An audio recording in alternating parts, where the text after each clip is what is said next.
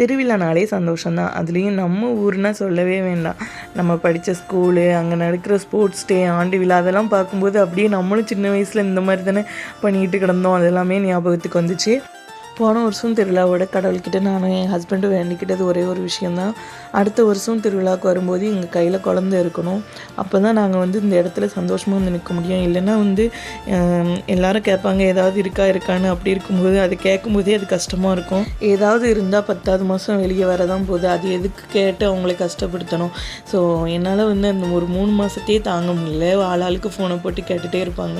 எத்தனையோ வருஷமாக எத்தனையோ பேர் வந்து குழந்தை இல்லாமல் இருக்காங்க. அவங்களுக்காகவும் நான் வந்து இந்த வருஷம் கடவுள்கிட்ட வேண்டியிருக்கேன். கண்டிப்பாக உங்களுக்கும் நல்லது நடக்கும். வீடியோ பார்த்துட்டு நிறைய பேர் என்னை நம்பி ரெசின் ஆர்டர் கொடுத்துட்ருக்கீங்க. உங்கள் எல்லாருக்குமே ரொம்ப ரொம்ப தேங்க்ஸ். நான் உங்ககிட்ட வந்து கொஞ்சம் டைம் கேட்டதுக்கு காரணம் இதுதான். பேபி பிறந்து கொஞ்ச நாள் தான் ஆகுது. கூடிய சீக்கிரமே நான் வந்து ரெசின் ஆர்டர்லாம் எடுத்து பண்ணுறேன். தேங்க்யூ.